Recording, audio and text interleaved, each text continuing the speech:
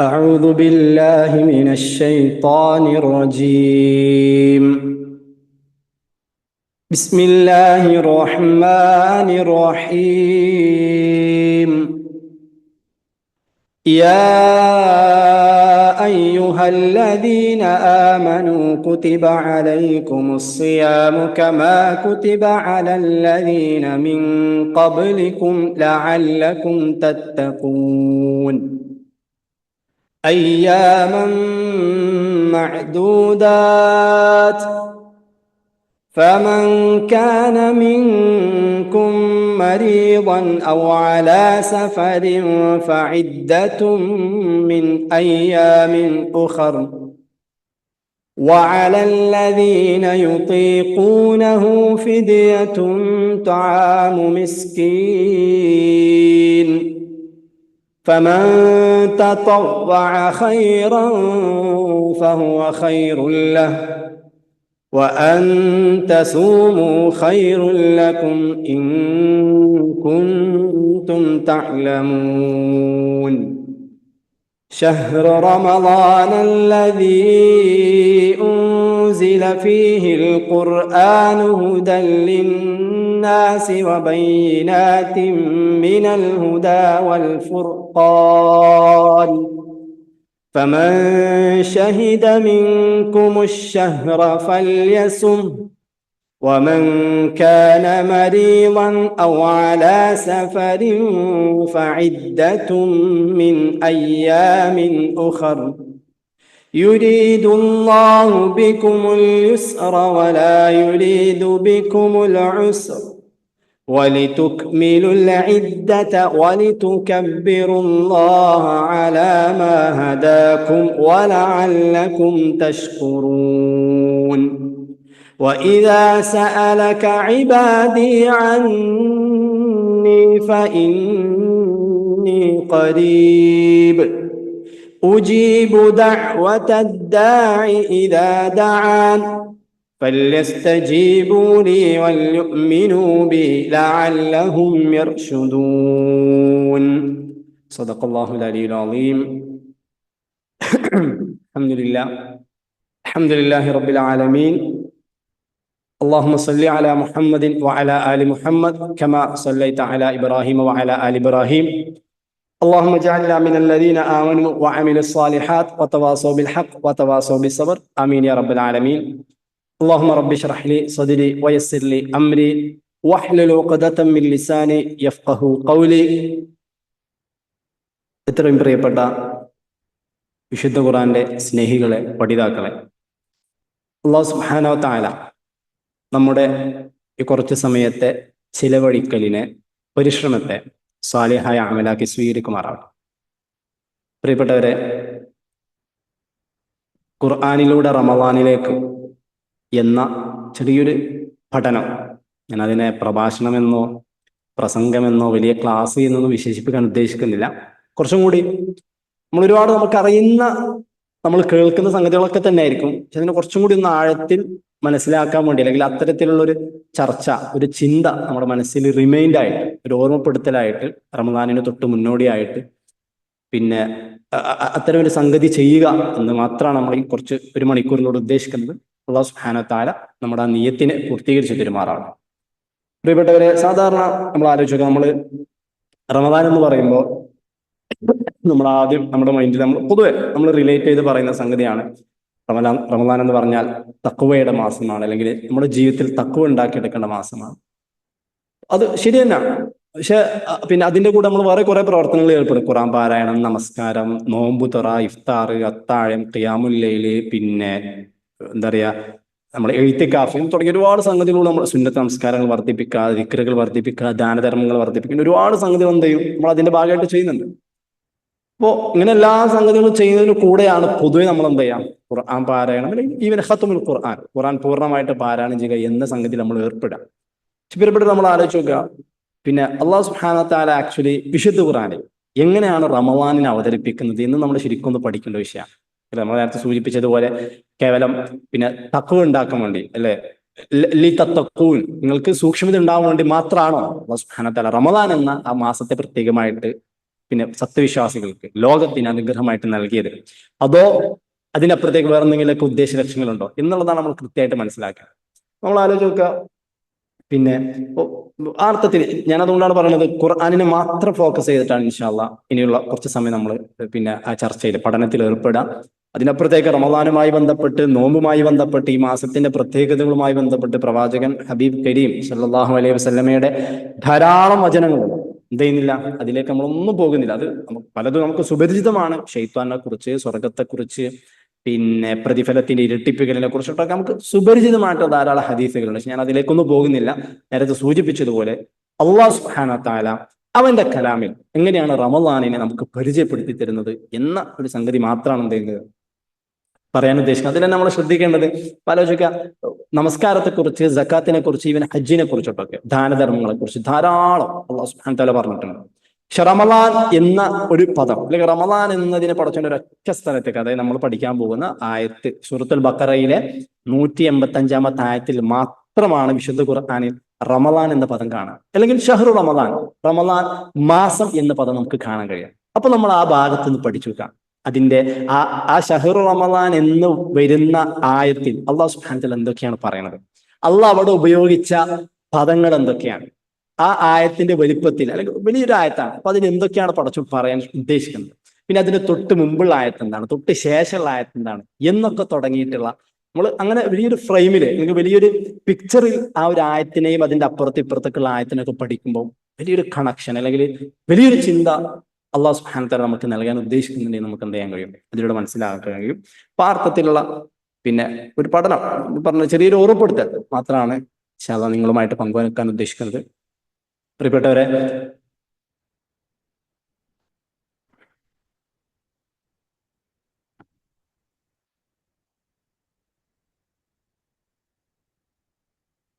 ഈ 3 ടോപ്പിക്കിനെ ബേസ് ചെയ്തിട്ടാണ് ഇൻഷാ അല്ലാഹ് നമ്മൾ നേരത്തെ സൂചിപ്പിച്ചതുപോലെ സൂറത്തുൽ ബഖറ വിശുദ്ധ ഖുർആനിലെ രണ്ടാമത്തെ സൂറത്താണ്.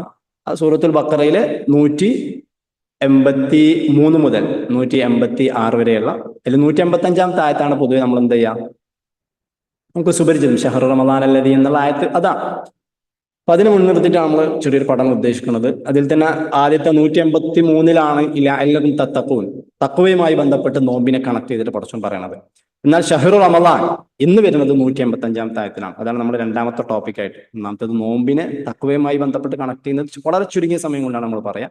അതേസമയം റമദാന് എന്തിന്റെ ആഘോഷമാണ് എന്നുള്ളത് കുറച്ചും കൂടി ഊന്നി പറയുന്നത് 185-ാമത്തെ ആയത്തിലാണ്.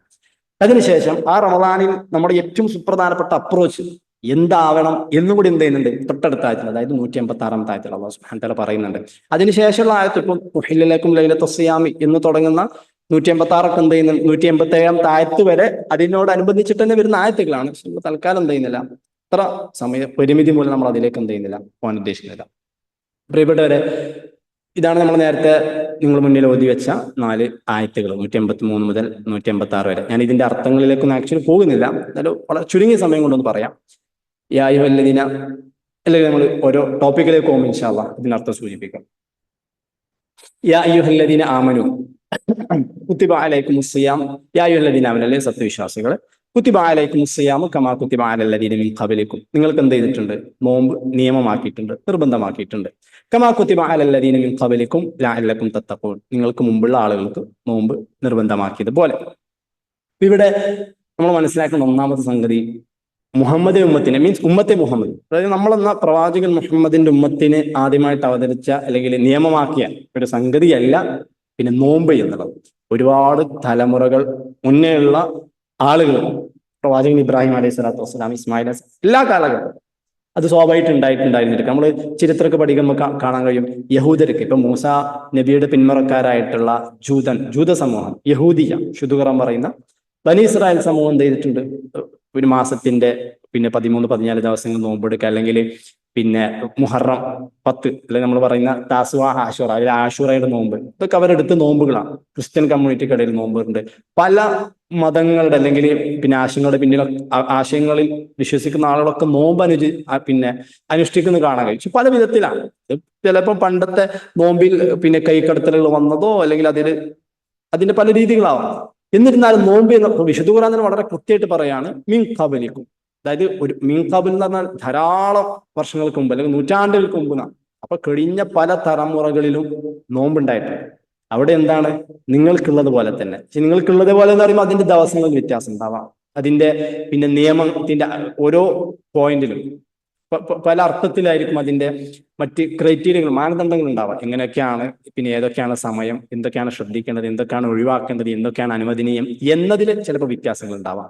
പക്ഷെ അവിടെ നേരത്തെ പറഞ്ഞ ഇതിലേക്ക്, ഈ ആയത്തിലേക്ക് അതുകൊണ്ട് അധികം ഡെപ്തിലേക്ക് പോകുന്നില്ല. അവിടെ സൂചിപ്പിക്കുന്നത് എന്താണ്? മുമ്പ് ആളുകൾക്കും നിങ്ങൾക്കും ആവട്ടെ നോമ്പ് എന്നുള്ളത് എന്താണ്? തഖ്വ എന്നുള്ളതാണ്.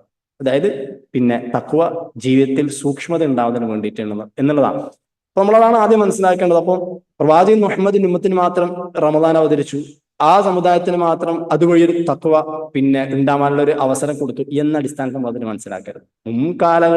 കാലങ്ങളിലും തലമുറകളിലും നൂറ്റാണ്ടുകളിലും പ്രവാചക സമൂഹങ്ങളിലൊക്കെ എന്ത് ചെയ്തിട്ടുണ്ട്? അല്ലാഹു സുബ്ഹാനഹു വ തആല കുത്തിബ, വളരെ കൃത്യമാണ്. കുത്തിബ എന്ന് പറഞ്ഞ കത്തബ, എഴുതുക എന്നാണ് നമ്മൾ സാധാരണ പറയുക. പക്ഷെ നിയമമാക്കി രേഖപ്പെടുത്തി, അതൊരു വ്യവസ്ഥാപിതമായിട്ട് അത് സെറ്റ് ചെയ്തു എന്നതിനൊക്കെ നമ്മൾ എന്ത് ചെയ്യും? നിയമമാക്കി എന്നുള്ളതിന് നമ്മൾ പറയുന്ന പദം കുത്തിബ അലൈക്കുമുൽ ഖിതാലു വഹുവ കുർഹുൻ ലക്കും. വിശുദ്ധ ഖുർആനിൽ ഒരുപാട് സ്ഥലങ്ങളിൽ കാണാൻ കഴിയും. പിന്നെ അർത്ഥത്തിൽ ആ കാലങ്ങളിൽ ഉണ്ടായിരുന്നു, അവിടെയും അത് നിയമമായിട്ട്. ചില സ്ഥലത്ത് പിന്നെ നിർബന്ധമില്ല, ഈ പറഞ്ഞ മാതിരി ഐച്ഛികമായിട്ടുള്ള നോമ്പുകളും മുൻകാലങ്ങളിലൊക്കെ ഉണ്ടായിട്ടുണ്ട്. അതാണ് ഒന്നാമത് പറയാനുള്ളത്. അപ്പൊ അവിടെ നേരത്തെ സൂചിപ്പിച്ചതുപോലെ തഖ്വയിലേക്ക് റിലേറ്റ് ചെയ്തിട്ടാണ് മുൻകാലങ്ങളിലെ നോമ്പാവട്ടെ ഇപ്പോഴത്തെ നോമ്പാവട്ടെ പഠിത്തം സൂചിപ്പിക്കുന്നത്. അതേപോലെ തന്നെ പിന്നെ ഇപ്പം ആ കാലങ്ങളിൽ നേരത്തെ സൂചിപ്പിച്ചു, ആ കാലങ്ങളിലെ നോമ്പുമായി ബന്ധപ്പെട്ട് ചെറിയൊരു വിശദീകരണം തൊട്ടടുത്ത ആയത്തിൽ പഠിച്ചോൻ തരാം. അയ്യാമും മഅദൂദ എന്ന് പറഞ്ഞാൽ ഏതാനും എണ്ണപ്പെട്ട ദിവസം. ഇനി അതിലാരെങ്കിലും യാത്രയോ രോഗമോ കാരണം എടുക്കാൻ കഴിഞ്ഞിട്ടുണ്ടെങ്കിൽ അവരെന്ത് ചെയ്തിട്ട് അത് മേക്കപ്പ് ചെയ്യട്ടെ, അത് പിന്നീട് എടുത്ത് വീട്ടട്ടെ. ഇനി അതിന് സാധിച്ചിട്ടില്ലെങ്കിൽ ഒരു അഗതിക്ക് എന്ത് ചെയ്യട്ടെ? അന്നം നൽകട്ടെ, അഗതിയുടെ ഭക്ഷണം നൽകട്ടെ. ഇനി അതിനേക്കാൾ മെച്ചപ്പെട്ടിട്ട് എന്തെങ്കിലും ചെയ്യാൻ കഴിയുകയാണെങ്കിൽ, അല്ലെങ്കിൽ കൂടുതൽ നോമ്പ് അനുഷ്ഠിക്കുകയോ അല്ലെങ്കിൽ കൊടുക്കുന്നതിൽ ധാരാളം കൊടുക്കുകയോ ചെയ്യുകയാണെങ്കിൽ അതാണ് ഏറ്റവും നല്ലത്, അവരറിയാൻ ശ്രമിക്കുകയാണെങ്കിൽ. ഇപ്പൊ ഇവിടെ പല വ്യാഖ്യാനങ്ങളും മുഫസ്സിറുകൾ ഇതിൽ പറഞ്ഞായിട്ട് കാണാൻ കഴിയും. ഒന്ന്, ഇതില് പിന്നെ നമ്മുടെ ഈ നോമ്പല്ല മുൻകാലങ്ങളിൽ നോമ്പുമായി ബന്ധപ്പെട്ടതാണ് എന്നുള്ളതാണ് ബഹുഭൂരിഭാഗം പണ്ഡിതന്മാർ പറയുന്നതായിട്ട് കാണാൻ കഴിയും. കാരണം മഅദൂദാത്ത് എന്നുള്ള പദം യഥാർത്ഥത്തിൽ അറബി ഭാഷയിൽ 10 താഴെ എണ്ണത്തിനാണ് പൊതുവെ ഉപയോഗിക്കുക. 3, 7, 9 ഇതിനൊക്കെ ഉപയോഗിക്കുന്നത് മഅദൂദാത്ത് എന്നുള്ള പിന്നെ അതിന്റെ സർഫുരൂപം. അപ്പം സ്വാഭാവികമായിട്ടും 7 നോമ്പുകളോ 9 നോമ്പുകളോ, ഇപ്പൊ നേരത്തെ പറഞ്ഞതിൽ ഓരോ മാസത്തിന് 13, 14, 15 ഇത് പ്രവാചകൻ മുഹമ്മദ് മുസ്തഫ സല്ലല്ലാഹു അലൈഹി വസല്ലമയുടെ കാലഘട്ടത്തിൽ തന്നെ, ആദ്യ കാലഘട്ടത്തിൽ ഈ റമളാൻ നിർബന്ധമാക്കുന്നതിന് മുമ്പ് എന്ത് ചെയ്തിട്ടുണ്ട്? ഇത്തരത്തിൽ നോമ്പ് അനുഷ്ഠിച്ചിട്ടുണ്ട്, അല്ലെ?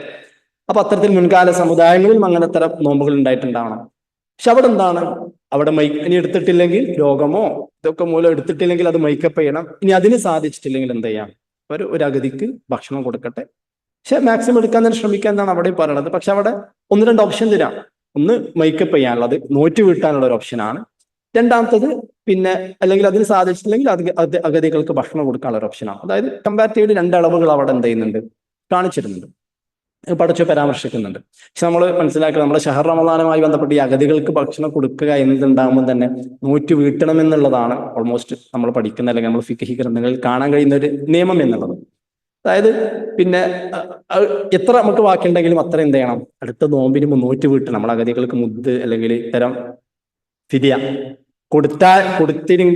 കൊടുത്താൽ പോലും അത് നോറ്റ് വിട്ടണം എന്നുള്ളതാണ് പണ്ഡിത അഭിപ്രായം. അപ്പൊ അതാണ് രണ്ടാമത്. പക്ഷെ ഇവിടെ ഞാൻ ഇതിന്റെ ഓരോന്നിലേക്ക് പോകുന്നില്ല, കാരണം നമ്മുടെ ഫോക്കസ് 185-ാമത്തെ ആയത്താണ്. ഇവിടെ പടച്ചും ഉപയോഗിച്ച ഒരു പദങ്ങൾ ശരിക്കും ആലോചിക്കുക. ഇനി ഒരാൾക്ക് നോറ്റുവിട്ടാൽ സാധിച്ചിട്ടില്ലെങ്കിൽ അവരെന്ത് ചെയ്യട്ടെ? അഗതിക്ക് ഭക്ഷണം കൊടുക്കട്ടെ എന്നാണ് നമ്മൾ ട്രാൻസ്ലേറ്റ് ചെയ്യുക. പക്ഷെ പടച്ചവൻ ഉപയോഗിച്ച പദമൊക്കെ ഭയങ്കര രസമാട്ടോ. ഫിദിയത്തുൻ ത്വആമു മിസ്കീൻ. ത്വആമു മിസ്കീൻ എന്ന് പറഞ്ഞാൽ അഗതിയുടെ ഭക്ഷണം എന്നാണ്. ഇത്ആമു മിസ്കീൻ അല്ല, അഗതിയെ തീറ്റിക്കണം അല്ലെങ്കിൽ അവർക്ക് ഭക്ഷണം നൽകണം. അങ്ങനെയല്ല പടച്ചവൻ പറഞ്ഞത്, അഗതിയുടെ ഭക്ഷണം നൽകട്ടെ എന്നുള്ളതാണ്. അതായത് ആ ത്വആമിന് അവകാശി ആരാണ്? അഗതി തന്നെയാണ്. അത് അവരുടെ ഭക്ഷണമാണ്, അവർക്ക് അർഹപ്പെട്ട ഭക്ഷണമാണ്. ഇത് വിശുദ്ധ ഖുർആന്റെ ഏറ്റവും വലിയ പാഠങ്ങളിൽ ഒന്നാണ്. അറഅയ്തല്ലദീ യുകദ്ദിബു ഫദാലിക്കല്ലദീ യദ്ഉൽ യതീം വലാ യഹുദ്ദു അലാ ത്വആമിൽ മിസ്കീൻ. അവിടെ ഇത്ആമ മിസ്കീനൽ, അഗതിയെ തീറ്റിപ്പിക്കുന്നതുമായി, അവർക്ക് ഭക്ഷണം നൽകുന്നതുമായി ബന്ധപ്പെട്ടിട്ടല്ലേ ശരിക്കും പടച്ചോൻ പറയണത്. അവരുടെ ഭക്ഷണം നാം നൽകുന്നതുമായി ബന്ധപ്പെട്ട്, അതായത് നമ്മുടെ കൈകളിലുള്ള ഭക്ഷണത്തിന്റെ അവകാശികൾ അവരും കൂടിയാണ് എന്ന് ആ ഭക്ഷണത്തിന്റെ ഉടമസ്ഥനായിട്ടുള്ള അള്ളാഹു സുബ്ഹാനഹു വ തആല പറയുന്ന വളരെ ഭംഗിയുള്ള ഒരു ഫ്രേസാണ്, പിന്നെ ഒരു വാക്കാണ് അത്, സെന്റൻസ് ആണ് അത് എന്ന് സാന്ദർഭികമായിട്ട് സൂചിപ്പിക്കുകയാണ്. നമ്മൾ അതിലേക്ക് പോകുന്നില്ല ഇൻഷാ അല്ലാഹ്. അതിനുശേഷമാണ് നമ്മൾ നേരത്തെ സൂചിപ്പിച്ചതുപോലെ ഷഹ്റു റമളാൻ. വിശുദ്ധ ഖുർആനിൽ നേരത്തെ സൂചിപ്പിച്ചത് ഒരേ ഒരു ഇടത്താണ് റമളാൻ എന്ന പദം എന്ത് ചെയ്യുന്നത്, ഊന്നി പറയുന്നത്. അപ്പോൾ ആദ്യം മനസ്സിലാക്കുക, പിന്നെ മുൻകാലങ്ങളിൽ നോമ്പ് നിയമമാക്കപ്പെട്ടു, നിങ്ങൾക്ക് നിയമമാക്കപ്പെട്ടതുപോലെ തഖ്വ ഉണ്ടാകുന്നതിന് വേണ്ടിയിട്ട്. അതുപോലെ തന്നെ ഏതാനും എണ്ണപ്പെട്ട ദിവസങ്ങൾ അത് എടുക്കാൻ കഴിഞ്ഞിട്ടുണ്ടെങ്കിൽ നോറ്റ് വീട്ടുക, അല്ലെങ്കിൽ എന്താ ചെയ്യുക, അഗതിയുടെ ഭക്ഷണം അവർക്ക് നൽകുക, പക്ഷെ എടുത്ത് വീട്ടുന്നതാണ് നല്ലത് എന്ന് പറഞ്ഞതിന് ശേഷം വീണ്ടും പടച്ചോൻ എന്ത് ചെയ്യാണ്, ഷഹ്ർ റമളാൻ എന്ന് പറഞ്ഞ് വീണ്ടും ഒരു നോമ്പിനെ കുറിച്ച് പറയാം. അതാണ് നമ്മൾ മനസ്സിലാക്കേണ്ടത്. ആക്ച്വലി ഇതാണ് നമ്മളുമായി ബന്ധപ്പെട്ട് നേർക്കുനേരെയുള്ള റമളാൻ മാസം എന്നുള്ളത്. അല്ലെങ്കിൽ റമളാൻ മാസത്തെ കുറച്ചും കൂടി ഊന്നിയിട്ട് പറഞ്ഞു തുടങ്ങുന്നത് ഇവിടെയാണ്. ഇത് എല്ലാ തഫ്സീറുകളും അത് കാണാൻ കഴിയില്ല. ചില മുഫസ്സിറുകൾ ആ അർത്ഥത്തിൽ അതിനെ വളരെ ഗംഭീരമായിട്ട് വിശദീകരിച്ചതായിട്ട് വ്യാഖ്യാനിച്ചതായിട്ട് കാണാൻ കഴിയും.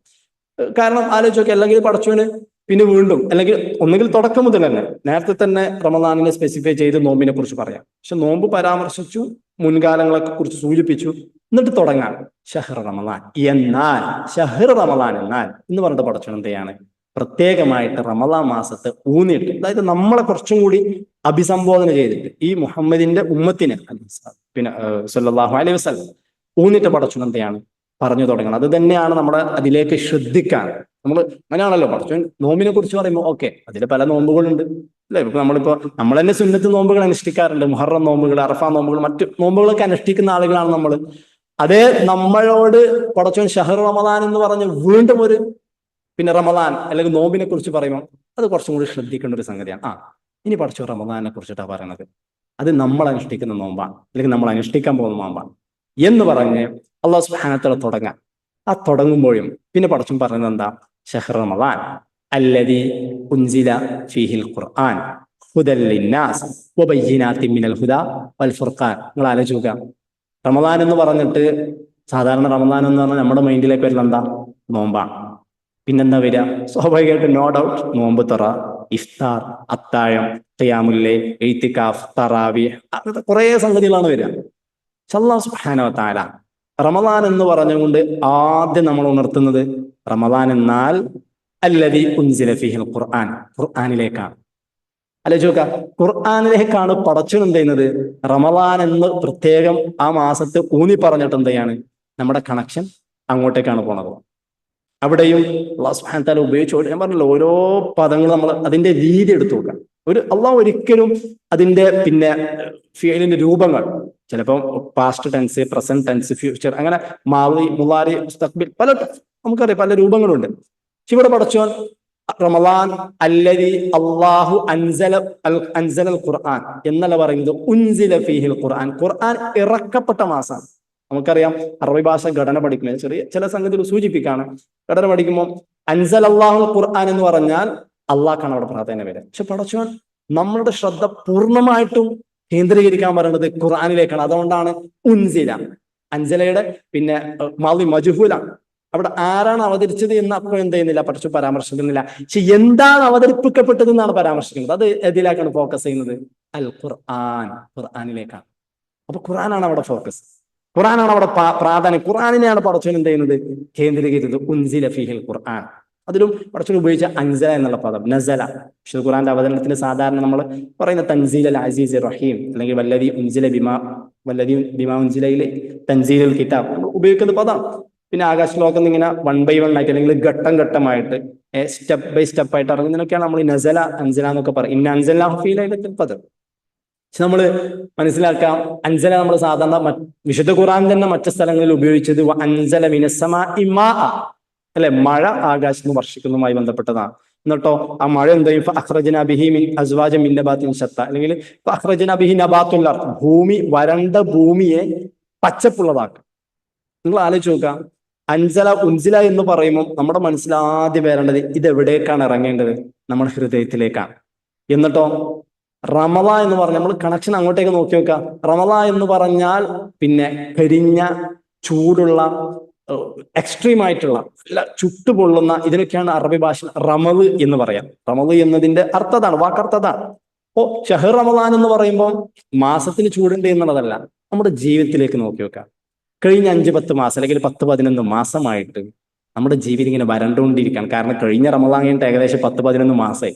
അന്നത്തെ ഒരുപാട് സ്വഭാവങ്ങളിലൊക്കെ കുറെ വ്യതിചലനങ്ങൾ സംഭവിച്ചു, സംസാരത്തിൽ പിന്നെ വീഴ്ചകൾ സംഭവിച്ചു, സാമ്പത്തികത്തിൽ സൂക്ഷ്മതയുടെ കുറവ് വന്നു, അല്ലെ? സമയക്രമീകരണത്തിൽ, ഖുർആനുമായി ബന്ധപ്പെട്ടിട്ടുള്ള പിന്നെ ഖുർആനുമായിട്ടുള്ള ബന്ധത്തിൽ, പ്രവാചകനോടുള്ള സ്നേഹത്തിൽ, അള്ളാഹുവോടുള്ള പിന്നെ ബന്ധത്തിൽ, ഇതിലൊക്കെ പല നമസ്കാരത്തിന്റെ സമയക്രമീകരണത്തിന്റെ കാര്യത്തിൽ പല സംഗതികളിൽ, സുന്നത്ത് നോമ്പ് അനുഷ്ഠിക്കുന്നതിന്റെ കാര്യത്തിൽ, ഖിയാമുൽ ലൈലിന്റെ, തഹജ്ജുദിന്റെ, ഇതിന്റെ ഒക്കെ സംഗതിയിൽ എന്ത് ചെയ്തിട്ടുണ്ട്? ഇങ്ങനെ നമ്മുടെ ജീവിതം മെല്ലെ മെല്ലെ സൂക്ഷ്മത കുറവുകൾ വന്നിട്ടുണ്ട്, അല്ലെ? നമ്മുടെ വ്യക്തി ജീവിതത്തിൽ, നമ്മുടെ മാനസിക ശാരീരിക അവസ്ഥകളിലൊക്കെ അതിലെന്ത് ചെയ്യാണ്? അങ്ങനെ വരണ്ടുണങ്ങിയ ഒരു ജീവിതത്തെ അല്ലെങ്കിൽ ഒരു മനസ്സിനെ, ഒരു ശരീരത്തെ എന്ത് ചെയ്യാണ്? ഉൻസില ഖുർആൻ അവതരിപ്പിക്കുന്നതിലൂടെ എന്ത് ചെയ്യാണ്? പച്ചപ്പുള്ളതാക്കി പടച്ചു മാറ്റാം. ഈ അൻസല എന്നുള്ള പദം നമ്മുടെ മൈൻഡിൽ, മഴ എങ്ങനെയാണോ നിർജീവമായ ഭൂമിയെ ജീവനുള്ളതാക്കുന്നത്, അൻസല മിനസ് സമാഇ മാഅൻ ഫഅഖ്റജ്നാ ബിഹി അസ്വാജൻ മിൻ നബാത്തിൻ ശത്ത, അല്ലെങ്കിൽ ഫഅഖ്റജ്നാ ബിഹി നബാത്തുൽ അർദ്, അതേപോലെ അൻസല മിനൽ പിന്നെ വിശുദ്ധ ഖുർആൻ അങ്ങനെ തന്നെ പറയുന്നത്, ചത്ത ഭൂമിയെ ജീവനുള്ളതാക്കുക. അപ്പൊ ഉൻസില ഫീൽ ഖുർആൻ എന്ന് പറയുമ്പോൾ ഖുർആൻ എന്ത് ചെയ്യണം? ഈ വരണ്ടുണങ്ങി കൊണ്ടിരിക്കുന്ന നമ്മുടെ ഹൃദയത്തെ എന്ത് ചെയ്യണം? ജീവനുള്ളതാക്കണം. അപ്പൊ അതാണ് ഒന്നാമത് പറയാനുള്ളത്. അവതരിക്കപ്പെട്ടതിന് അല്ലെങ്കിൽ പിന്നെ എന്താണോ അല്ലാഹു സുബ്ഹാനഹു വ തആല അവതരിച്ചത് അതിനായി എന്ത് ചെയ്യണത്? റമളാൻ എന്ന് പറഞ്ഞിട്ട് തുടക്കത്തിൽ തന്നെ ഫോക്കസ് ചെയ്യുന്നത്, എന്നിട്ട് അവിടെ അവസാനിച്ചില്ല. സാധാരണ അങ്ങനെ ഉൻസില ഫീൽ ഖുർആൻ ഫമൻ ഷഹിദ മിൻകും ശഹറ ഫല്യസും, അങ്ങനെയാണെങ്കിൽ ആരെങ്കിലും ആ നോമ്പിന് സാക്ഷിയാവുന്നുണ്ടെങ്കിൽ അവരെന്ത് ചെയ്യട്ടെ? പിന്നെ അവർ നോമ്പ് അനുഷ്ഠിച്ചിട്ട് കൊള്ളട്ടെ എന്നാണ് പറയുന്നത്. പക്ഷെ അവിടെ പിന്നെ പടച്ചവന് വീണ്ടും ഫോക്കസ് എന്ത് ചെയ്യലാണ്? ഖുർആനിൽ തന്നെ തുടരാം. ഖുർആൻ എന്ന് പറഞ്ഞാൽ ഹുദൽ ലിന്നാസ് വബയ്യിനാത്തിൻ മിനൽ ഹുദാ വൽ ഫുർഖാൻ, 3 സംഗതികൾ, ഖുർആനിന്റെ 3 പ്രത്യേകതകൾ, ഇതിന്റെ സവിശേഷതകളിലേക്കാണ് എന്ത് ചെയ്യുന്നത്? പടച്ചന്റെ ഊന്നൽ വീണ്ടും പോകുന്നത്. നമ്മൾ കൃത്യമായിട്ട് മനസ്സിലാക്കുക. ഇപ്പോഴും എന്ത് ചെയ്തിട്ടില്ല? നോമ്പ്, റമളാൻ മാസത്തിലെ നോമ്പ് എന്നതിലേക്ക് അള്ളാഹു ഇതിൽ കടന്നിട്ടില്ല. അള്ളാഹു ഇപ്പോഴും ഖുർആനിൽ ചുറ്റിപ്പറ്റിട്ട് തന്നെ നമ്മളോട് പറഞ്ഞുകൊണ്ടിരിക്കുകയാണ്, ശഹ്റു റമളാൻ അല്ലദീ ഉൻസില ഫീഹിൽ ഖുർആൻ. എന്നിട്ട് പിന്നെ ഖുർആനിന്റെ 3 പ്രത്യേകതകളിലേക്ക്, സവിശേഷതകളിലേക്കാണ് പടച്ചവന്റെ ഫോക്കസ്. ആ 3 സവിശേഷതകൾ എന്നുള്ളത് നമ്മുടെ ജീവിതത്തിന് വിജയത്തിന്റെ ഉപാധികളാണ്. അല്ലെങ്കിൽ നമ്മുടെ ജീവിതത്തിൽ അതിനേക്കാൾ വലിയ മോട്ടിവേഷൻ, പ്രചോദനം എവിടുന്ന് ലഭിക്കേണ്ടതില്ലാത്ത വിധം ഖുർആനിന്റെ പ്രത്യേകതകൾ പഠിച്ചു നമ്മുടെ മുന്നിൽ പറയാം. അതിനെക്കുറിച്ച് മാത്രം പറയുകയാണെങ്കിൽ ശരിക്കും നമുക്ക് കുറച്ച് മണിക്കൂറുകൾ വേണം അതിന്റെ ഒരു പദങ്ങൾ. ഒന്നാമത് പറഞ്ഞത് പഠിച്ചു ഹുദൽ ലിന്നാസ. നമ്മൾ ആലോചിച്ച് നോക്കാം, ഇവിടെ അല്ലാഹു സുബ്ഹാനഹു വ തആല ആദ്യം ഉപയോഗിച്ച പദത്തിൽ കൃത്യമായിട്ട് നോക്കുക. ഹുദല്ലിൽ മുത്തഖീൻ എന്നോ ഹുദല്ലിൽ മുഅ്മിനീൻ എന്നോ ഹുദല്ലിൽ മുസ്ലിമീൻ, ഇതൊന്നുമല്ല. ഹുദൽ ലിന്നാസ്, ഫോർ ദി എൻറ്റയർ ഹ്യൂമാനിറ്റി, ലോക ജനതക്കുട അല്ലെങ്കിൽ മനുഷ്യ സമൂഹത്തിനാകമാനം ലിന്നാസ് ആണ് ഉപയോഗിച്ചത്. നമ്മൾ ആലോചിച്ച് നോക്കുക, നമ്മള് പിന്നെ പലപ്പോഴും റമളാൻ ഖുർആൻ എന്നൊക്കെ പറയുമ്പോൾ അത് സത്യവിശ്വാസികൾ എന്തോ ഒരു എന്താ പറയാ മാത്രം അവകാശമായിട്ടുള്ള, സത്യവിശ്വാസികൾക്ക് മാത്രം ബാധകമാകുന്ന അല്ലെങ്കിൽ അവരുടെ മാത്രം അവകാശമായിട്ടുള്ള ഒരു സംഗതിയായിട്ടാണ് നമ്മൾ പലപ്പോഴും മനസ്സിലാക്കുക. പക്ഷെ പടച്ചോൻ കൃത്യമായിട്ട് പറയാണ് ഹുദൻ ലിന്നാസ്, ഇത് ജനങ്ങൾക്ക് ആകമാനമാണ്. നിങ്ങൾ ആലോചിച്ച് നോക്കുക, ഖുർആന്റെ ഇമ്പാക്ട് ഒന്നുമില്ല. നമ്മൾ ഒരു സമൂഹത്തിൽ ഒരു വ്യക്തി ഖുർആനിനാൽ ജീവിച്ചു തുടങ്ങുമ്പോൾ സ്വാഭാവികമായിട്ട് എന്ത് ചെയ്യാണ്? അത് ഇതര അമുസ്ലിങ്ങൾ അല്ലെങ്കിൽ ഇതര വിശ്വാസി സമൂഹത്തിലൊക്കെ എന്ത് ചെയ്യാണ്? അതിന്റെ ഇമ്പാക്ട് ഉണ്ടാക്കാം. സോഷ്യലി ആവട്ടെ, കുടുംബപരമായിട്ടാവട്ടെ, സാമൂഹികപരമായിട്ട്, അതിനൊക്കെ ഇമ്പാക്ട് ഇങ്ങനെ മൊത്തം സമൂഹത്തിനൊക്കെ എന്ത് ചെയ്യണത്? വഴി തെളിക്കുന്നത്, അവർക്കാണ് വഴികാട്ടിയായിട്ട് മാറുന്നത്. അപ്പൊ ഏതൊരു മനുഷ്യനും, അതാണ് മനസ്സിലാക്കേണ്ടത്, സത്യവിശ്വാസി സമൂഹത്തിന് മാത്രമല്ല ഏതൊരു മനുഷ്യനും വേണ്ടിയിട്ട് റമളാൻ എന്ത് ചെയ്യാണ്? തുറന്നതിനാണ് വിജയത്തിലേക്കുള്ള, സ്വർഗത്തിലേക്കുള്ള. അല്ലാഹു സുബ്ഹാനഹു വ തആല പ്രവാചകൻ പറഞ്ഞതുപോലെ പിന്നെ റമളാൻ ആരംഭിച്ചാൽ ശൈത്താനെ ചങ്ങലക്കിടും. ഇത് സത്യവിശ്വാസികൾക്ക് മാത്രമാണോ ചങ്ങലക്കിടുക? അങ്ങനെ ഒരു വർത്താനം പടച്ചവൻ പറഞ്ഞിട്ടില്ല. സ്വർഗത്തിന്റെ വാതിലുകൾ മലക്കെ തുറക്കപ്പെടും. ഫുത്തിഹത് അബ്വാബുസ് സമ, ആകാശ ലോകം, സ്വർഗത്തിന്റെ വിജയത്തിന്റെ വാതിലുകൾ മലർക്കെ തുറക്കപ്പെടുമെന്ന് പറഞ്ഞാൽ അത് വിശ്വാസികൾക്ക് മാത്രമാണ്? അല്ല, ആ വഴിയിലൂടെ ഏതൊരു മനുഷ്യനും, ലിന്നാസ്, ആ ജനത്തിലെ ഏതൊരു വ്യക്തിയും ആ വഴിയിലേക്ക് നടക്കാൻ റെഡിയായാൽ ആ വഴി അവിടെ തുറന്നു കിടക്കാണ്, സ്വർഗത്തിലേക്കുള്ള വഴി. കാരണം എന്താണ്? മനുഷ്യ സമൂഹത്തിന് ആകമാനം ശൈത്താനെ പടച്ചുന്നതെയാണ് അവിടെ ചങ്ങലക്കിട്ടിരിക്കുകയാണ്. അപ്പൊ ഇത് മനുഷ്യ സമൂഹത്തിന്റെ വലിയ മാറ്റം ഉണ്ടാവണം. സത്യവിശ്വാസികളുടേത് മാത്രമല്ല, ഒരു മാസം കൂടിയാണ് ഷഹ്റു റമളാൻ എന്ന് അല്ലാഹു സുബ്ഹാനഹു വ തആല ആ റമളാൻ എന്ന മാസത്തെ പിന്നെ പരാമർശിച്ചുകൊണ്ട് നമ്മളോട് എന്ത് ചെയ്യാണ്, ഓർമ്മപ്പെടുത്താം. മാത്രമല്ല പിന്നെ ഇതിന് മുഫസ്സിറുകളൊക്കെ ഇതിനെക്കുറിച്ച് പറഞ്ഞത് നമ്മൾ ശരിക്കും വായിക്കാം. അതായത് ഓരോ പ്രവാചകന്മാരുടെ കാലഘട്ടത്തിൽ പ്രവാചകൻ മൂസ അലൈഹി സ്വലാത്തു വസ്സലാമെ ആവട്ടെ, ഈസാ അലൈഹി സ്വലാത്തു വസ്സലാമെ ആവട്ടെ, ഈവൻ സുലൈമാൻ നബി അലൈഹി സ്വലാത്തു വസ്സലാം, അവരുടെയൊക്കെ പല മോജിസത്തുകൾ വിശുദ്ധ ഖുർആൻ പറയുന്നത്, അവരുടെയൊക്കെ അവരുടെ അത്ഭുത സിദ്ധികൾ അള്ളാഹ് കൊടുത്തതാണ്. പക്ഷെ ആ അത്ഭുത സിദ്ധികൾ പോലെയുള്ള നമ്മുടെ പ്രവാചകൻ മുഹമ്മദ് മുസ്തഫ സല്ലല്ലാഹു അലൈഹി വസല്ലമയുടെ ജീവിതവുമായി ബന്ധപ്പെട്ട് നമുക്ക് കാണാൻ കഴിയില്ല. ചില സംഭവങ്ങളൊക്കെ ഉണ്ടായിട്ടുണ്ട് ചില സന്ദർഭങ്ങളിൽ, പക്ഷെ അതൊരു വലിയ സംഭവമായിട്ട് എന്ത് ചെയ്തിട്ടില്ല, നമ്മൾ പഠിക്കുന്നില്ല, അല്ലെങ്കിൽ വലിയ അത്ഭുതമായിട്ട് നമ്മൾ കാണുന്നില്ല. പക്ഷെ പ്രവാചകൻ മൂസയുടെ വടി അങ്ങനല്ല, അല്ലെങ്കിൽ ഈസാ നബിക്ക് കൊടുത്ത പിന്നെ കുഷ്ഠരോഗികൾക്ക് അസുഖം മാറ്റാൻ കൊടുത്ത കഴിവുകൾ, അല്ലെങ്കിൽ തൊട്ടിൽ നിന്ന് സംസാരിച്ച അത്ഭുതങ്ങൾ, അല്ലെങ്കിൽ പിന്നെ സുലൈമാൻ നബിക്ക് വേഗത്തിൽ മൃഗങ്ങളുമായി സംസാരിക്കാൻ കൊടുത്ത കഴിവുകൾ, ഇതൊന്നും അത്തരത്തിലുള്ള കഴിവുകൾ പ്രവാചകൻ മുഹമ്മദ് മുസ്തഫ സല്ലല്ലാഹു അലൈഹി വസല്ലമക്ക് നൽകപ്പെട്ടില്ല. പക്ഷെ പ്രവാചകൻ നൽകപ്പെട്ട ഏറ്റവും വലിയ മുഅ്ജിസ എന്നുള്ളത് ഖുർആൻ തന്നെയാണ്. നിങ്ങൾ ആലോചിച്ച് നോക്കാം, അന്നത്തെ കാലത്തെ, അതാണ് മുഫസ്സിറുകൾ പറയാണ്, പണ്ട് കാലത്തെ അത്ഭുതങ്ങൾ നമ്മളിപ്പോ എന്ത് ചെയ്യും, ഇപ്പൊ നമ്മൾ ഇതൊക്കെ ഇപ്പറഞ്ഞ സുലൈമാൻ നബി, പിന്നെ ഈസാ നബി, മൂസാ നബി ഒക്കെ നമ്മളിങ്ങനെ ചരിത്രത്തിലൂടെ ഇങ്ങനെ കേൾക്കാം, നമ്മളത് അനുഭവിക്കുന്നില്ല. അന്ന് അത്ഭുതം ഉണ്ടായിട്ടുണ്ട്. പിന്നെ അത് നമ്മൾ കണ്ടിട്ടില്ല, അന്ന് കുറച്ചാളുകൾ കണ്ടു, പിന്നെ പിൽക്കാലത്തെ ആളുകൾക്ക് അത് കേൾക്കാം. അപ്പൊ സ്വാഭാവികമായിട്ട് അതിന്റെ ഇമ്പാക്ട് അതിന് കുറഞ്ഞുകൊണ്ടിരിക്കും. കാരണം അത്ഭുതം കണ്ട ആ പിന്നെ ഇമ്പാക്ട് കേട്ട ആളുകൾ ഉണ്ടാവില്ല, ആ കേട്ട ആളുടെ നിന്നുള്ള ഉണ്ടാകുന്ന ഇമ്പാക്ട് അടുത്തൊരു കേൾവിക്കാരിൽ ഉണ്ടാവില്ല. അപ്പൊ സ്വാഭാവികമായിട്ട് അതിന്റെ എഫക്റ്റ് കുറയും. പക്ഷെ വിശുദ്ധ ഖുർആൻ ഹുദല്ലിന്ന, നിങ്ങളൊക്കെ ഇന്നും ആയിരക്കണക്കിന് ആളുകൾ ഹൃദയങ്ങളിൽ എന്ത് ചെയ്യാണ്, വലിയ വഴിത്തിരിവായിട്ട് മാറുക. അതാണ് അതിന്റെ ഏറ്റവും വലിയ അത്ഭുതം എന്നുള്ളത്. അത് ലോക അവസാനം വരെ നിലനിൽക്കുന്ന അത്ഭുതം. ഖുർആൻ മാത്രമല്ല, ആ ഖുർആൻ ഉണ്ടാക്കുന്ന ഇമ്പാക്ട് ഉണ്ടല്ലോ, ജീവിതത്തിൽ ഉണ്ടാക്കുന്ന മാറ്റങ്ങളുണ്ടല്ലോ, വിധികളെ പിന്നെ വഴിതിരിച്ചു വിടുന്ന മഹാ അത്ഭുതം ഉണ്ടല്ലോ, അത് നമ്മൾ അനുഭവിച്ചുകൊണ്ടിരിക്കുകയാണ്. അത് ആലോചിച്ചൊക്കെ, അതുകൊണ്ടാണല്ലോ വിശുദ്ധ ഖുർആന്റെ ഒരായത്ത് നമ്മൾ ഒരുപാട് തവണ വായിച്ചിട്ടുണ്ടാവും, പഠിച്ചിട്ടുണ്ടാവും. ചിലപ്പോൾ ഇപ്പൊ ഈ ആയത്തന്നെ ഇന്ന് നമ്മൾ പഠിക്കുമ്പോൾ അത് നമുക്ക് ഉണ്ടാക്കുന്ന ചിന്ത മറ്റൊന്നാണ്. എത്ര ലൈവായിട്ടുള്ള എക്സ്പീരിയൻസ് ആണ് ഖുർആൻ നൽകുന്നത്. അതാണ് അതിന്റെ ഏറ്റവും വലിയ അത്ഭുതം, അല്ലേ? അല്ലെങ്കിൽ പിന്നെ നമ്മൾ ആലോചിച്ചൊക്കെ, ചിലപ്പോൾ നമ്മൾ പറയും, ഫാത്തിഹ നമ്മൾ എത്ര ഓതി, അതൊക്കെ നമ്മൾ കാണാപ്പാടാണ്. ഫാത്തിഹ കാണാപ്പാടായിരിക്കും, അർത്ഥം കാണാപ്പാടായിരിക്കും, കുറെ ക്ലാസ്സുകൾ കേട്ടിട്ടുണ്ടാവും. പക്ഷെ അപ്പോഴും ചിലപ്പം അടുത്ത തവണ ഫാത്തിഹ ഓതുമ്പോൾ നമുക്ക് അതിൽ നിന്നുണ്ടാക്കുന്ന ചിന്ത അത് വേറെ ലെവലായിരിക്കും. അതാണ് ഹുദല്ലിന്ന, ലൈവായിട്ടുള്ള, എപ്പോഴും അപ്ഡേറ്റ്, നമ്മുടെ ചിന്തകളെ, നമ്മുടെ പിന്നെ ആലോചനകൾ അപ്ഡേറ്റ് ചെയ്തുകൊണ്ടിരിക്കുന്നത്. അതുകൊണ്ട് അള്ളാഹു സുബ്ഹാനഹു വ തആല പറഞ്ഞല്ലോ, അഫലാ യതദബ്ബറൂനൽ ഖുർആൻ, എന്തിനാണ് നമ്മൾ തദബ്ബുർ ചെയ്യുന്നത്? ഓൾറെഡി നമ്മൾ ആയത്തിൽ പഠിച്ചു വിചാരിക്കുന്നുണ്ടാവും, പക്ഷെ അത് ഒന്നും ആയിട്ടില്ല. ഇനി എത്രയെത്ര തദബ്ബുർ നമ്മൾ ചെയ്യാനുണ്ട്, എത്രയെത്ര റിഫ്ലക്ഷൻസ്, അതിന്റെ പ്രതിഫലനങ്ങൾ നമ്മുടെ ജീവിതത്തിൽ ഉണ്ടാവാറുണ്ട്. അതാണ് അതിന്റെ അത്ഭുതം. ഖുല്ലൗ കാനൽ ബഹ്റു മിദാദൻ ലികലിമാതി റബ്ബി ലനഫിദൽ ബഹ്റു ഖബല അൻ തൻഫദ കലിമാതു റബ്ബി വലൗ ജിഅ്നാ ബിമിസ്ലിഹി മദദ. കടലിനോട് ഉപയോഗിക്കുന്ന പടച്ചാണ്. കടല് വറ്റുകയുള്ളൂ, അതിന്റെ മഷിയായിട്ട് ഉപയോഗിക്കുന്ന മരങ്ങൾ തീരുകയുള്ളൂ. അള്ളാന്റെ കലാമിന്റെ പിന്നെ ഒരു സവിശേഷത പോലും ഒരിക്കലും അവസാനിക്കാൻ പോകുന്നില്ല. അള്ളാന്റെ കലിമത്തിന്റെ അതിന് ഒരു പണ്ഡിതൻ വളരെ ഗംഭീരമായിട്ടുള്ള ഉദാഹരണം നൽകിയിട്ടുണ്ട്. നമ്മളൊരു കടല്, ഖുർആൻ എന്ന കടലിലേക്ക് നമ്മൾ എന്ത് ചെയ്യാണ്, നീന്താൻ ഇറങ്ങാൻ.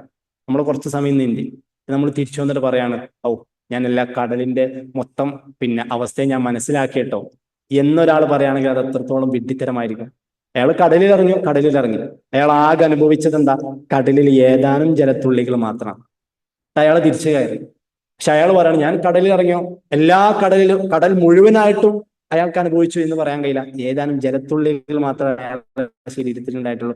ഇനി ഇയാൾ തന്നെ, അതേ വ്യക്തി തന്നെ അടുത്ത തവണ ചിലപ്പോൾ അതേ കടലിൽ ഇറങ്ങിയാൽ മറ്റ് ചില ജലത്തുള്ളികളായിരിക്കും അയാളുടെ ശരീരത്തിലാവുക. ഖുർആന്റെ കാര്യം എങ്ങനെയാണ്? നമ്മളെ ആകെ ചിലപ്പോൾ ഒരു സൂറത്ത് പലതവണ വായിക്കുമ്പോൾ പല ചിന്തകളാണ് നമുക്ക് ഉണ്ടാവുക. എന്നിരുന്നാലും ആ കടലാകുന്ന ബഹിറാകുന്ന ഖുർആനിൽ ഇനിയും ഒരുപാട് ആയങ്ങളിലേക്ക് നമ്മൾ ഇറങ്ങാറുണ്ട്. അതാണ് അതിന്റെ ഏറ്റവും അത്ഭുതങ്ങളിലൊന്നും ഹുദൽ ലിന്നാസ്. അതിൽ പോകുന്നില്ല. രണ്ടാമത് പടച്ചോൻ പറയണം, വബയ്യിനാത്തിൻ മിനൽ ഹുദാ വൽ ഫുർഖാൻ, വബയ്യിനാത്തിൻ മിനൽ ഹുദാ. അതായത് ബയ്യിനാത്ത് എന്ന് പറഞ്ഞാൽ പിന്നെ അതിന്റെ തെളിവുകൾ, അല്ലെങ്കിൽ അതിന്റെ എവിഡൻസ്, പ്രൂഫുകൾ. എവിടെ? മിനൽ ഹുദ, ഈ ഖുർആന്റെ ഉള്ളിൽ നിന്ന് തന്നെ. അതായത് ഖുർആനിന് പിന്നെ ഖുർആൻ ഒരു അത്ഭുതമാണ്, ലോകാവസാനം വരെ നിലനിൽക്കും. ഖുർആന്റെ വാക്കുകളിലുള്ള പിന്നെ അതിന്റെ ക്രമഭദ്രത, അതിന്റെ ക്രമീകരണത്തിലുള്ള മാസ്മരികത, അതിലുപയോഗിച്ച പദപ്രയങ്ങളുടെ അർത്ഥത്തിന്റെ ആഴങ്ങൾ, അത് നൽകുന്ന ചിന്തകളുടെ അപ്ഡേഷൻ, ഇതൊന്നും എന്തല്ല പുറത്തുനിന്ന് ഒരാള് സംഭവമാണെന്ന് പറയേണ്ട ആവശ്യമില്ല. ഖുർആൻ ഇറ്റ്സെൽഫ്, ഖുർആൻ എന്ത് ചെയ്യാണ്, അതിന്റെ എല്ലാവിധ തെളിവുകളും അതിന്റെ എല്ലാവിധ മാസ്മരികതകളും നമുക്ക് ഇങ്ങോട്ട് വബയ്യിന വളരെ കൃത്യമായിട്ട് എന്ത് ചെയ്യാണ് നമുക്ക് ഇങ്ങോട്ടേക്ക് പറഞ്ഞുതരാം, ഇങ്ങോട്ടേക്ക് പഠിപ്പിച്ചു തരാം. നമുക്കത് കാണാൻ കഴിയും. വളരെ വ്യക്തമായിട്ടുള്ള, വളരെ ക്ലിയർ ആയിട്ടുള്ള, വളരെ വിശദീകരണമായിട്ടുള്ള വലിയ തെളിവുകൾ, ദൃഷ്ടാന്തങ്ങൾ, പിന്നെ എവിഡൻസുകൾ, പ്രൂഫുകൾ ഖുറാനിന്റെ ഉള്ളിൽ തന്നെ ഉണ്ട്. ആ മിനൽ ഹുദ, ആ ഹുദയുടെ ഉള്ളിൽ, അതായത് വിശുദ്ധ ഗ്രന്ഥത്തിന്റെ ഉള്ളിൽ തന്നെ ഉണ്ട് നമ്മൾ പടച്ചോൻ പറയാം. നമ്മൾ ചിലപ്പോൾ നമ്മളൊക്കെ പിന്നെ ചില സന്ദർഭങ്ങളിൽ ഖുറാനെ ഡിഫെൻഡ് ചെയ്യാൻ വേണ്ടിയിട്ട്, ഖുറാൻ പിന്നെ പ്രവാചക വചനമാണ്, അതാണ് ഇതാണെന്നൊക്കെ ആരോപണങ്ങളും അതിനെ ഡിഫെൻഡ് ചെയ്യാൻ വേണ്ടിയിട്ട് വേറെ കുറെ പുറത്തുനിന്നുള്ള കണ്ടുപിടുത്തങ്ങളൊക്കെ വെച്ചിട്ട് അതിനിങ്ങനെ ഫിറ്റ് ചെയ്യാൻ വേണ്ടി നോക്കും. അതിന്റെ ഒരു ആവശ്യമില്ല. ഖുറാന്റെ ഉള്ളിൽ ഇറങ്ങിയിട്ട് അതിന്റെ ഉള്ളിൽ ഇങ്ങനെ ഓരോ മുത്തുകളും പഴങ്ങളും ഇങ്ങനെ എടുക്കാൻ തുടങ്ങിയാൽ മനസ്സിലാവും ഇതൊരു അത്ഭുതമാണ്. പുറത്തുനിന്ന് ഒരാൾ വന്നിട്ട് അത് സംഭവമാണെന്ന് പറയേണ്ട ആവശ്യമില്ല. ഖുറാൻ ഈസ് ഇറ്റ് സെൽഫ് മിറാക്കിൾ. അതിന്റെ ഉള്ളിൽ നിന്ന് തന്നെ ഒരുപാട് എവിഡൻസുകൾ നമുക്ക് കാണാൻ കഴിയും. മൂന്നാമത്തത് പടച്ചോൻ പറയാണ് വൽ ഫുർഖാൻ, സത്യത്തെയും പിന്നെ ശരിയെയും തെറ്റിനെയും, സത്യത്തെയും അസത്യത്തെയും വളരെ കൃത്യമായിട്ട് വേർതിരിച്ച് തരുന്ന ഒരു ഗ്രന്ഥം. ഈ ഫുർഖാൻ ബിക്കുമുൽ ബഹ്ർ, കടലിനെ പിളർത്തിയതിനെ കുറിച്ചിട്ട് ഫിറോന്റെ പിന്നെ സംഭവവുമായി ബന്ധപ്പെട്ട് വിശുദ്ധ ഖുർആൻ ഉപയോഗിച്ചപ്പോൾ ഫറഖ്, അതായത് വേർപെടുത്തുക, പിളർത്തുക, രണ്ടായിട്ട് മാറ്റി. ഇപ്പൊ ശരി ഏത് തെറ്റേത് എന്ന് മനുഷ്യ സമൂഹത്തിന് കൃത്യമായിട്ട് കാണിച്ചു കൊടുത്ത ഗ്രന്ഥാണ്, കാണിച്ചു കൊടുക്കുന്ന ഗ്രന്ഥാണ് വിശുദ്ധ ഖുർആൻ എന്നുള്ളത്. അപ്പൊ നമ്മൾ അതിന്റെ ഇനി ബാക്കിയുള്ളതിലേക്ക് പോകുന്നില്ല. അപ്പോൾ ആലോചിച്ച് നോക്കാം, അല്ലാഹു റമദാൻ എന്ന് പറഞ്ഞിട്ട് ആദ്യം പറഞ്ഞത് ഉൻസില ഫീഹിൽ ഖുർആൻ, ഖുർആനിലേക്കാണ്. എന്നിട്ട് പടച്ചോൻ പറഞ്ഞത് ഖുർആനിന് 3 പ്രത്യേകതകളിലേക്കാണ്.